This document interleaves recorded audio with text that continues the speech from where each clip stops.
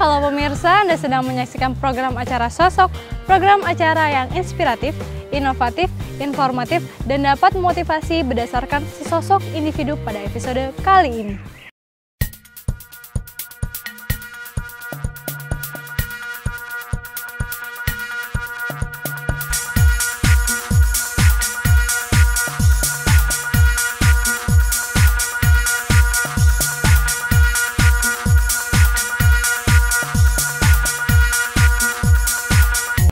Sosok kita pada hari ini adalah seorang mantan vokalis salah satu band di Indonesia yang cukup digandrungi oleh para remaja. Nah, untuk lebih lanjutnya kita lihat dulu yuk Viti Prokum, profil narasumber yang telah diinput oleh tim Binus TV.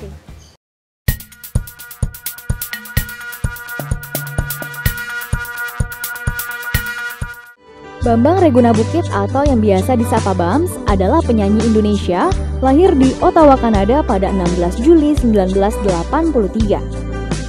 Bams merupakan anak pertama dari pasangan Johan Begin Bukit dan Desi Retarigan. Karir bermusik Bams diawali dengan bergabung bersama Infinity Band, dan Bams kemudian membentuk band baru bernama The Equal. Setelah itu nama mereka pun berubah menjadi Samsons. Bams juga menjadi vokalis grup musik rohani yaitu Giving My Best. Sempat vakum dari dunia musik pasca hengkang dari Samsons, Bams tak bisa menyembunyikan kecintaannya terhadap musik. Atas dasar itu ia menelurkan debut album solo bertajuk Terbebas Terlepas.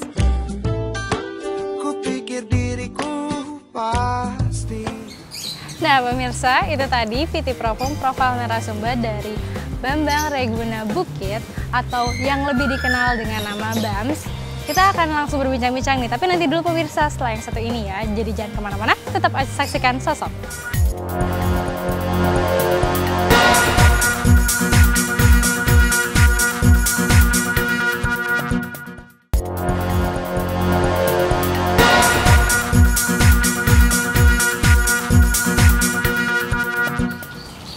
Nah, terima kasih pemirsa, Anda masih di acara Sosok. Di samping saya sudah ada Bams. Terima kasih banget udah ngeluangin waktu buat kita. Lagi sibuk apa nih sekarang nih?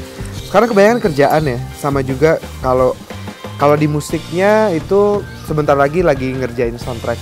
Jadi kemarin baru rekaman, sebentar lagi filmnya keluar bulan November, filmnya judulnya Unlimited Love. Kalau yang lainnya ya gue ngurusin kerjaan gue sih kebanyakan. Terus awalnya gimana sih sampai masuk ke dunia musik tuh, bisa diceritain dikit Kak?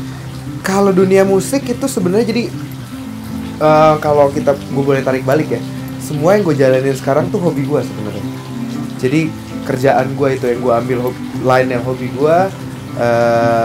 Jadi semuanya itu gue suka dari gue kecil. Jadi actually gue tahu banget dari gue kecil tuh gue maunya jadi apa.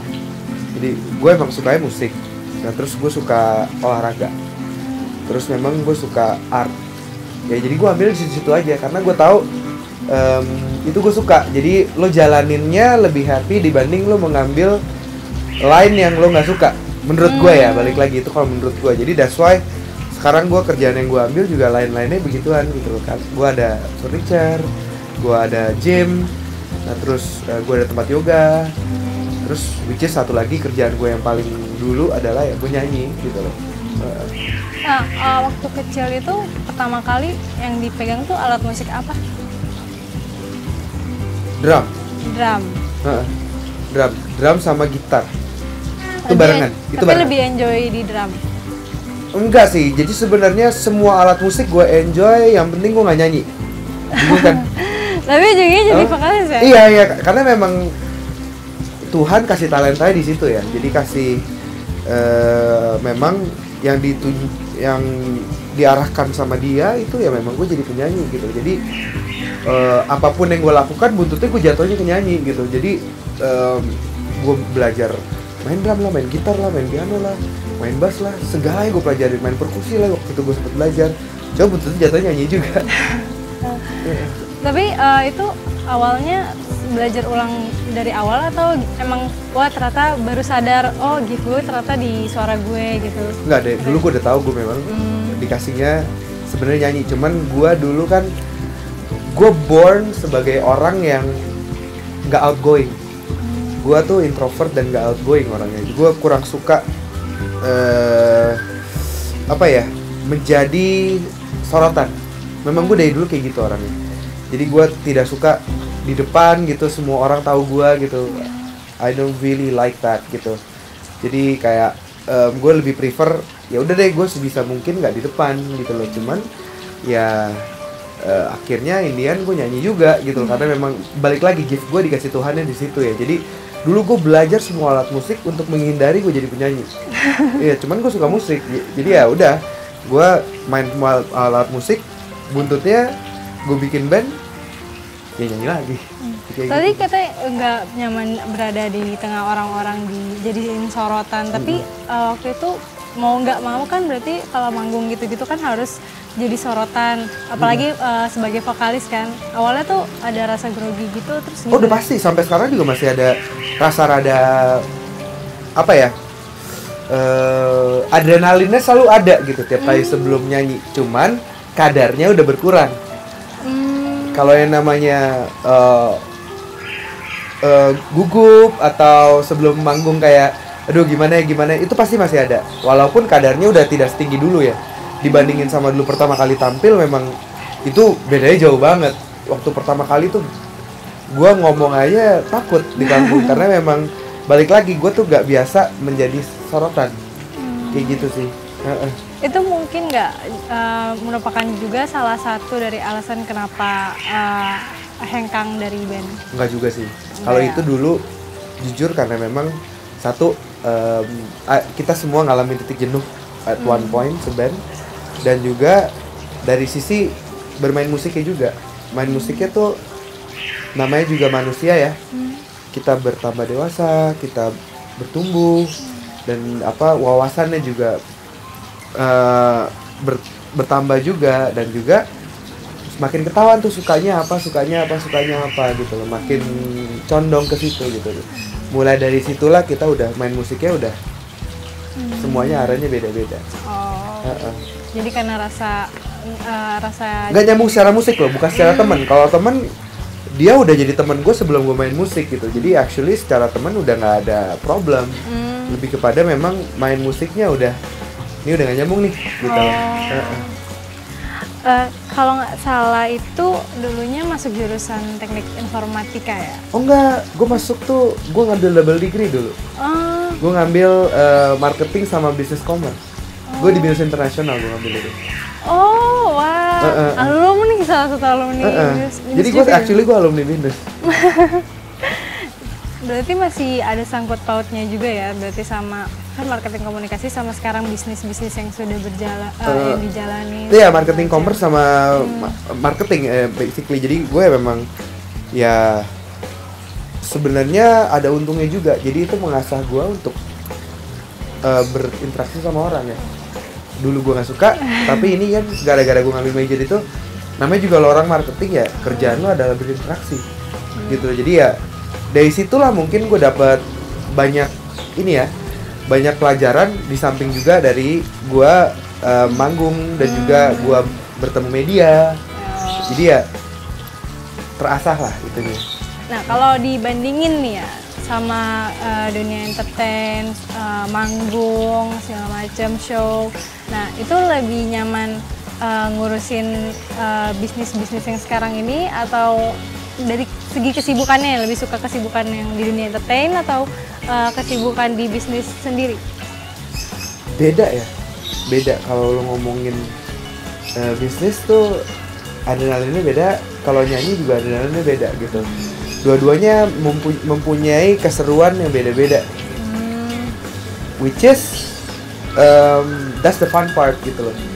Jadi misalnya lo sedikit, aduh jenuh dikit di sini, lo punya mainan yang lain gitu untuk menghilangkan kejenuhan itu gitu loh. Jadi semua actually saling melengkapi yang membuat gue jadi keseharian gue tuh berwarna. Kalau dari segi kerjaan ya, kayak gitu sih. Nah, pencapaian yang sudah pernah yang paling dibanggakan untuk diri sendiri itu apa tuh kira-kira? Gue bisa membuat orang bisa menghidupi keluarganya. Itu sih yang pencapaian gue paling paling tinggi ya menurut gue ya, karena gue berguna buat orang lain, actually berguna buat orang lain gitu. Karena Indian maksud tujuan hidup lo adalah memang menjadi terang, bukan buat diri lo sendiri, tapi buat orang lain. Ya kayak gitu sih kalau gue. Terus kenapa sih pada akhirnya memutuskan untuk pindah ke band rohani dan bersolo karir? Kalau karir? band rohani memang gue dari dulu selalu pengen mempunyai album rohani. Lebih kepada itu giving partnya gue lah. Kalau dalam ngeband tuh kayak ini pemberian gue kepada agama gue dan kepada orang yang menganut agama sama seperti gue gitu. Ini pemberian gue gitu, karena di situ gue tidak mendapatkan apa-apa loh kalau secara materi. It's different. Karena kalau lo ngomongin orang kan kira kan wah lo kan buat dapat tambahan atau mungkin juga ada yang bilang karena karirnya meredup jadi ke situ gitu loh. Itu sebenarnya kalau ada orang yang melakukan itu dosa besar dia. Karena actually tanggung jawabnya kalau lo di rohani lebih besar. Gitu loh, karena kan lo membawa nama Tuhan lo ya. Kayak gitu sih. Lebih jelas lagi membawa nama Tuhan lo, kemana-mana membawa nama Tuhan lo. Cuman kalau dalam koridor agama itu lebih keras lagi lo membawa nama Tuhan lo di situ gitu loh. Jadi you have to behave even more. Ya jadi kalau gue sih ke rohani karena gue it's just me trying to give something to others gitu. That's why gue ngambil rohani gitu. Kalau bersoro karir ya unik yang tadi gue bilang. Gue kalau solo lebih kepada main musiknya udah gak nyambung nih. Kalau dipaksain percuma juga. Karena ya hatinya udah bukan untuk main musik di situ gitu loh. Kayak gitu sih. Tapi misalnya ada band lain yang coba ngerekrut Mas Bam? Nggak mau. Nggak mau. Karena it's gonna be the same again. It's gonna be the same problem, the same homework, the same thing. Mengulang sesuatu lagi gitu. Fase itu akan terjadi lagi gitu loh. Which is ya ngapain diulang? Ya udahlah, band gua adalah Samson. Dan di rohani GMB ya, that's it gitu loh. Mungkin pun nanti kalau gue main juga akan sebagai project bukan sebagai band gitu. Mungkin gue bikin hal lucu-lucuan gitu sama anak-anak lain gitu. Ya bikin project sekali aja, habis itu ya udah gitu aja paling. Nah, pemirsa menarik sekali bukan percakapan kita, tapi kita akan melanjutkannya lagi tapi setelah yang satu ini ya. Jangan kemana-mana, tetap di Sosok.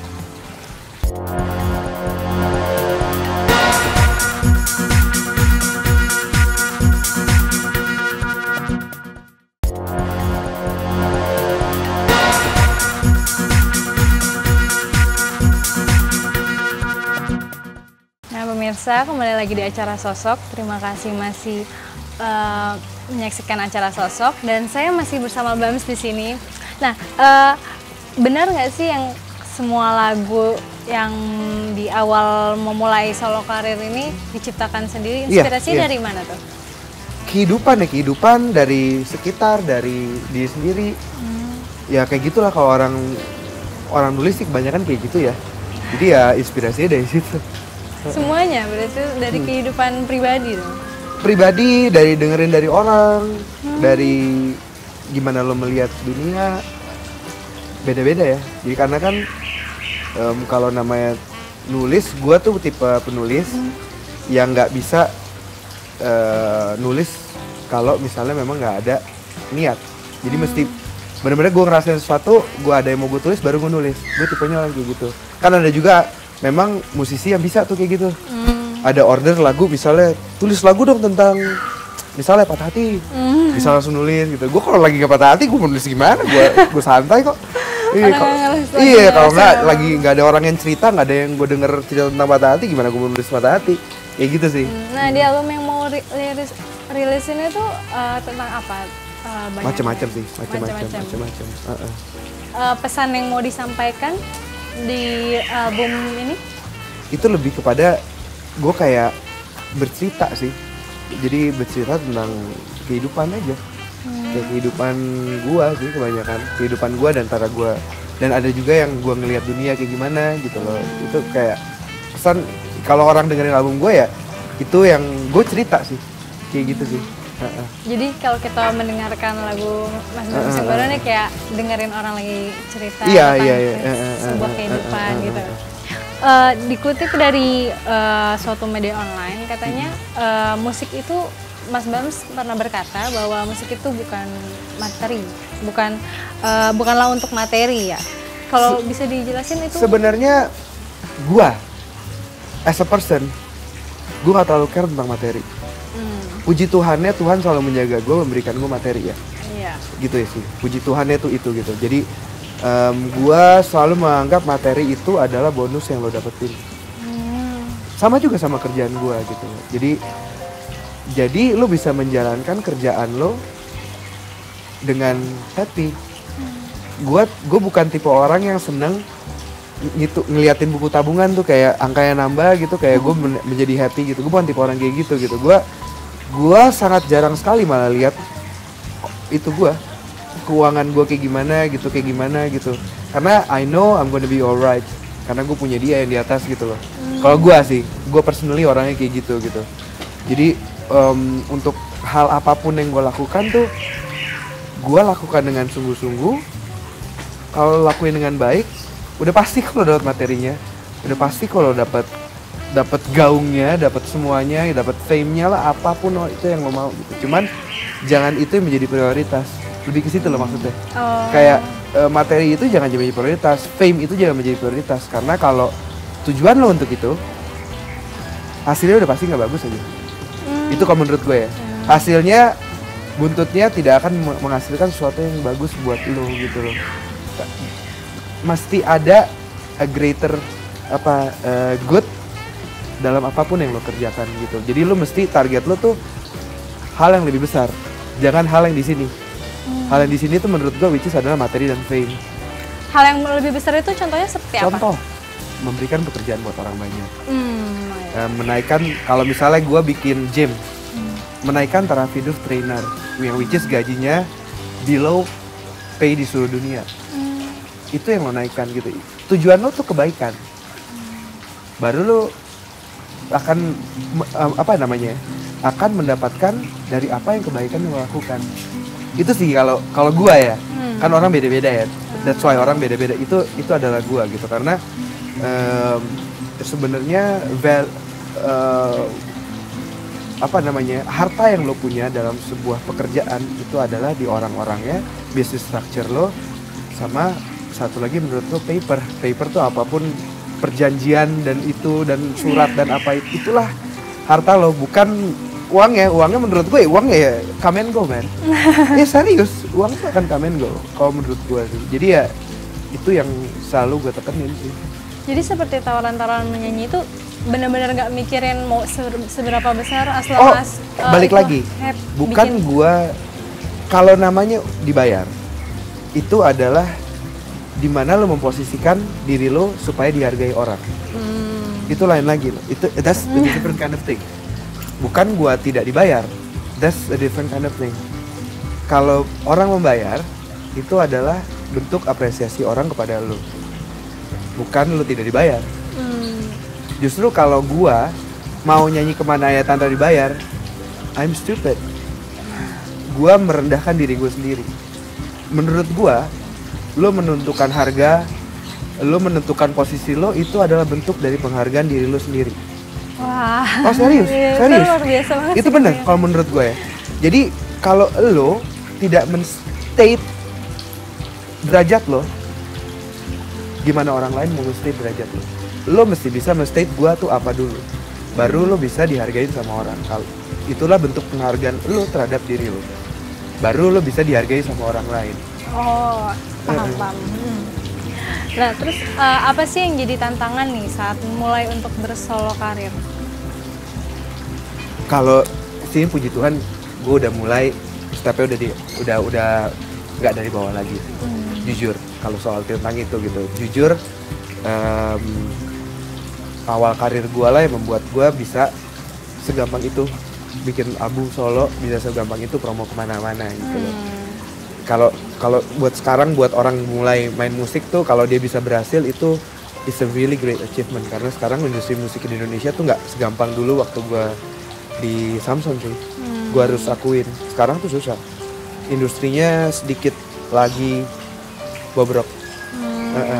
Jadi kalau ada orang yang mau masuk, that's why kalau ada orang mau masuk ke sebuah industri yang namanya industri musik, you have to be damn good, man. And you have to be very talented and everything. Dan lu juga mesti punya kegigihan, karena balik lagi industri musik tuh industri yang kecil lah, industrinya nggak gede. Kalau lu nggak jadi yang terbaik, lu nggak bakal bisa memenuhi kebutuhan hidup lu sendiri. Jadi that's why untuk kayak hal-hal yang begini-begini nih, yang industri yang kecil-kecil begini, lu mesti jadi yang terbaik. Kalau lu jadi yang terbaik, lu pasti bisa sukses. And tadi you have to be damn good. Are you good enough? I am good. I think. I am good. Kalau enggak, gue nggak sampai di sini. Oh iya, benar juga ya. Terus perbedaan yang terasa nih saat waktu itu masih bergabung di band sama sekarang bersolo karir tuh yang dirasa tuh apa sekarang? Apanya? Perbedaannya. Tanya gua kalau misalnya ketemu lagi ya. Karena kalau sekarang gue belum terlalu ngerasain bedanya apa. Mungkin kalau beda yang paling beda tuh baru ya pusingnya sendiri sekarang. The bad side, the good side, lu bisa semau lu. Serius? Iya, lu bisa musiknya sesuka gua aja, orang buatan gua kok. The bad side gue mentok, gimana caranya ya benerinnya? Cuman nggak ada yang ditanyain kan, lu cuma sendiri. Berapa lama sih nyiapin untuk sebuah single terbaru itu? Berapa lama ya? Kalau lagunya soalnya udah dikumpulin dari dulu ya. Jadi tulisannya itu udah dari dulu udah kayak gue kan actually gue kayak kasih lagu tuh bukan cuman yang ada di album doang, ada banyak banget sebenarnya, lebih banyak dari itu gitu. Cuman yang menurut label tuh sudah cocok untuk dimasukkan sekarang, karena ada lagu yang memang belum tentu bukan jelek. Kalau gue keluarinnya sekarang orang bingung karena lagunya terlalu, langkahnya terlalu ke depan banget gitu loh. Jadi ya mesti dipilah-pilah lah. Jadi kalau misalnya ngomongin rekamannya doang, kayak 2 bulanan lah. Ada nggak salah satu single yang jadi favorit terus punya lirik yang mendalam untuk personally Mas Bams sendiri nih? Yang gue suka judulnya Aku Jatuh Cinta, yang gue suka. Boleh dinyanyiin? Oh. Kayak gimana? Nah, yang aku impikan hidup bersamamu selama, yang aku dambakan ada di dekatmu selamanya. Nah, kenapa itu punya arti mendalam? Karena itu lagu gue ciptain waktu gue benar-benar jatuh cinta. Jadi buat gue itu setulus-tulusnya gue tulisnya. Terus ada nggak nih pesan yang disampaikan untuk para musisi-musisi muda nih yang sekarang juga lagi struggle untuk menjadi the damn good as you may be, ya kan? Amin. Nah, itu ada nggak pesan-pesan yang mungkin mau disampaikan untuk memotivasi mereka lah ya? Gue sih kalau untuk musisi pastiin memang talenta lo di situ, karena itulah yang akan membuat kamu nanti one step ahead dari orang-orang yang nggak punya talenta, tapi belajar juga serius. Kedua-duanya bisa sukses, cuman yang bisa jadi damn good itu yang memang udah ada God given talent. Kadang-kadang tapi orang yang punya God given talent terlalu malas untuk bekerja karena dia udah ini gitu, that's the thing gitu. Selalu orang yang bikin dia bisa jadi top notch itu karena memang dia berawal tuh stepnya udah one step ahead dari orang yang nggak punya apa-apa, cuman belajar juga gitu loh. Jadi pastiin memang ya lo ada gift itu gitu loh, karena balik lagi it's just not a hobby. Kalau terakhirnya lo jadiin itu sebuah pekerjaan gitu, tetap aja Indian itu jadi lumbung nasi lo, so pick wisely. Kayak gitu sih. Nah, pesannya luar biasa sekali ya pemirsa dari. Nah pemirsa, ini sosok episode Bambang Regina Bukit. Jangan lupa untuk saksikan sosok di www.binus.tv.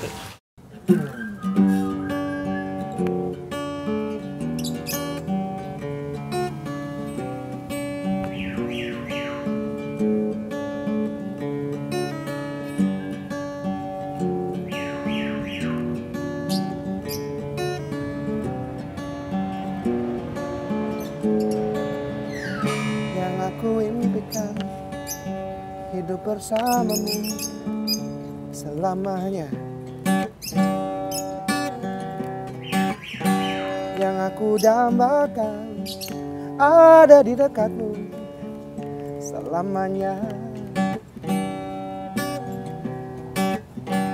Karena dirimu buatku berubah menjadi manusia yang lebih baik. Kau bisa meredam egoku yang kerap menjatuhkanku.